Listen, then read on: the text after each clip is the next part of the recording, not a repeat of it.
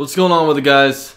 UCF Jaguar here with GenJag.com, and last Sunday the Jaguars got their asses handed to them by the Tennessee Titans, losing their home opener after garbage points were applied by a score of 37-16. Now, I'm going to go and recap the game a little bit for you guys and tell you guys what I saw from my eyes after rewatching the game. So let's get it. It's a foot race. Robinson and Browner, and it's Robinson who wins it. Touchdown, Jacksonville. His 14th win. Bortles with top, looking deep for Robinson. Now this game started off as a huge defensive battle, as the first quarter ended 3-3, and then the second quarter ended 6-3. And there were some takeaways involved there, and both defenses just looked very, very stout, and they were able to pretty much lock down the other side of the ball. But what wound up plaguing the Jaguars this game is, what do you know, the offense. The offense really couldn't get anything going in the second quarter. The first quarter, they were able to move the ball pretty well, get some decent yardage, play somewhat of a balanced attack, even though they were pretty much given to the running backs all the time. They were still having a little bit of success in the pass game, but once the second quarter came, specifically around the 10-minute, 4-second mark in the second quarter, things really started to turn downhill for the Jaguars. Now, of course, Bortles did not have a good game. There's no denying that. I definitely know that Bortles isn't the future of the Jaguars, and he's going to ultimately cost us some games this year. But I could easily just say that it's all Bortles' fault, but I feel like I'd be doing a lazy job in saying that, because really there were a lot of other things going into it which made the game get way into Blake Bortles' hands and wound up making us lose the game. Now, this is a combination of a couple of drop passes. Now, Marquise Lee dropped a wide open first down catch when he was coming along the, when he was rolling to the left side. And Mercedes Lewis dropped a 20-25 yard pass that could have set us up in really good field position. It would have set us up in Tennessee territory. But what wound up happening was a big contributor to us losing this game was all the damn penalties we got. We set ourselves up in so many bad situations where we were in 1st and 20, 1st 25, 2nd and 18 type of situations. And to pretty much go into it, I'm going to go back and let you guys know what happened at that 10:04 mark in the second quarter. Jaguars had the ball at a 1st and 10, and then we had an illegal use of the hands penalty, and that brought us back 10 yards. A couple plays later, we were at a 2nd and 16, and Bortles wound up getting a strip sack fumble. Now, this, it's hard to blame Bortles for this one just because, Cam Robinson, it was pretty much on Cam Robinson letting him come around to the blind side, and the dude pretty much whooped Cam Robinson that play. But when you have rookie left tackles, you're going to have to expect some moments where you go, ugh. But that wound up turning into a penalty. Luckily, Telvin Smith was able to answer after that turnover and get a turnover for ourselves. But then after we drove the ball a little bit downfield, Chris Ivory wound up committing a face mask penalty while he was carrying the ball. And then it put us into a 2nd and 25 situation where Blake Bortles wound up turning the ball over again as he got the ball tipped at the line of scrimmage to get the ball intercepted. And then, a couple plays after this, or like the next time the Jaguars were on offense, Bortles had Mercedes Lewis for a wide open pass. He threw it into his hands, and Mercedes wound up dropping it. And then the very next play, Bortles wound up throwing his worst ball of the game, a terrible pass to Marquise Lee. I mean, the first interception, you can somewhat say, hey, the defensive lineman tipped it, whatever. But this throw was just absolutely bad to Marquise Lee. And then, that resulted in a turnover. And then once the Jaguars got the ball back on offense the next drive, O'Shaughnessy commits a holding penalty. It puts us in a 1st and 20 situation. And then we wound up punting the ball away. Adoree Jackson gets a 46-yard punt return. After that, the Titans wound up scoring. And by this time, the Jaguars were down 23-3. And with 2:53 left in the third quarter, and the game was all well over by that point. Now, when you have Blake Bortles as a quarterback for your team, you are going to have to be creative in finding ways to win. Now, with our way to win, it's obviously through a ground and pound run game and having a great defense. But one thing that we cannot do is commit all these damn penalties. We can't put ourselves in 1st and 25 situations because we don't have a quarterback to be able to throw us out of that. Just this combination of having 3 turnovers and all these penalties that we were getting, that was the reason why we lost. I mean, like I said, there were a couple drop passes and whatnot, but it all just came down to those penalties and setting ourselves up in these long 1st and 20, 1st and 25 situations that we just weren't able to get out of. Now, even though the defense let up 37 points, I still thought they had a great game. I mean, if you look at the way they played in the first half, they held the Tennessee Titans to only 6 points. You know, with their highly explosive offense, that's a really good feat to have. But the offense didn't give the defense any inspiration to play well. And all their hard work in that first half just really led to nothing by the offense. But I'll go ahead and go discuss what I felt like, how these guys played by position group.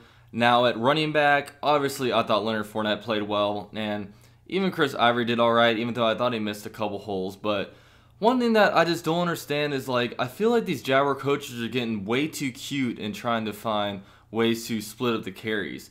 Now, I have a theory that after the Houston Texans game, they saw the amount of carries Leonard Fournette had the first half. I think Fournette had like 15 carries the first half. And then once the second half came about, they were just shoving the ball to Chris Ivory pretty much the whole first drive. So I just feel like after the Jaguars, after he had so many carries that first half of the Houston game, they tried to bring in a different game plan to space out his carries over the course of the game. But what was just so annoying is, like, there were a couple times where they would put him in on 1st down and 2nd down and feed him the ball, and all of a sudden 3rd and short would come in, and then they would put Chris Ivory in. And I remember there were 2 circumstances in the first half where Fournette ran the ball on 1st and 2nd down, then Chris Ivory ran the ball on 3rd down, and then on 1st down they literally did a play action with Chris Ivory. I mean, if you're going to do a play action, do it with Fournette. Do it with our main piece of the offense. Don't do it with Chris Ivory. I mean, if you're going to just put Fournette in there, and he'll be able to get the linebackers to bite a lot more than Chris Ivory will. I mean, if you look at the way Tennessee Titans play defense, they played against Fournette much like Alabama played against Fournette. They pretty much just surrounded Fournette and pretty much traveled, just keyed on him the whole game. That's exactly what they did. So if you're going to do play action, do it with Fournette. But I just also don't understand this 1st and 2nd down kind of thing and then bring out the, Chris Ivory on 3rd down. If Fournette's running good, I put him in for 1st, 2nd, 3rd down. And if you want to give him a little breathing time, take him out on like 1st, 2nd. Let Chris Ivory have the next little drive of plays. Like, I don't like taking Fournette out the field on 3rd down. I especially don't like running play actions if it's not, if you're just going to run play action, I'd rather do it with Fournette because I feel like that'll just be a lot more effective. But I also like the way the Jaguars tried to get Corey Grant involved. I thought it was a pretty cool play call, and, every time Corey Grant gets the ball, he proves to be explosive, and it seems like defenders are always underestimating his speed as they are always taking terrible angles. So, he's definitely an unknown around the NFL. He's definitely a gadget player just because he's a huge pass blocking liability. But, he's definitely an explosive player with the ball in his hands. At the wide receiver position, it was alright. I mean, there wasn't really much separation going on. I mean, the main play that was going on was that Marquise Lee slant that was going on. But I said in my video yesterday that I think we needed a big red zone kind of threat really bad. And, I was thinking along, kind of pipe dreams of thinking of getting like Vincent Jackson. But the Jaguars wind up signing Jalen Strong from the Houston Texans. So hopefully he can contribute a little bit. Like, I just feel like we are really missing like a big go-to receiver right now, especially due to Mercedes Lewis not having the best of hands. But, these wide receivers, they just need to focus more on getting like some separation. Marquise Lee, I think he just needs to work on just getting more physical. I feel like he's always getting knocked off his routes. And, another thing with this Jalen Strong signing, I'm glad we have him just because right now our wide receiver number 3 is an undrafted dude from like Kentucky Westland and Keelan Cole. So it's just, he doesn't seem like he's really up to speed with the NFL level just yet. So it's nice to have like another player come in there, especially with Aurelius Ben not being used much in the offense. They really just want to keep him as a core special teams guy. In the offensive line, originally when I first watched the game live, I thought the offensive line did bad, but I didn't really think they did too bad. I don't think Cam Robinson had the best game, but other than that on the offensive line, Cam I thought might have struggled a little bit, but other than that, I thought the offensive line played pretty solid. Now, the D-line, after calling themselves Saxonville, the only person that was able to actually get a sack was linebacker Miles Jack, but it's a lot harder when you get sacks and stuff like that on Marcus Mariota just because the dude is so mobile. Marcus Mariota, it sucks that he's a Tennessee Titan because I think he's really good. I think he's an awesome player. He's so dangerous on that read option, but get back to the D-line, just they caused some pressure, but they just weren't able to contain him very well to really get any sacks. But at the cornerback position, Jalen Ramsey played really well. They only really targeted him, I think, once. But A.J. Boye and Aaron Colvin struggled a little bit. There were a couple times where they got burnt pretty bad and, got first downs off of it. You can remember that one long pass that A.J. Boye got lost behind him when it was to, I believe, Rashad Matthews. But, it wasn't too great of a performance by that cornerback group, or by, A.J. Boye and Aaron Colvin, but, I saw A.J. Boye do some nice things, but definitely look for an improved game out of them. But special teams-wise, Jason Myers made his kicks, but one thing that really killed us was that long punt return by Adoree Jackson, their first-round pick. It just wasn't. It gave them a touchdown and it allowed them to pretty much pull away with the game. But other than that, man, that's about it.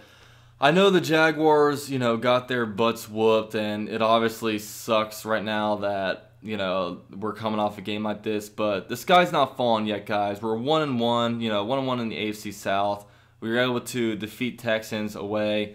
We're going to London this week. It's a place that we tend to play very well at for whatever reason, and we're playing the Ravens, a team that we have matched up well with against the past, several years. They don't have as good of an offense as the Titans do, but, they do have a fearful defense. But definitely looking forward to that game. It's going to be a 9:30 a.m. kickoff.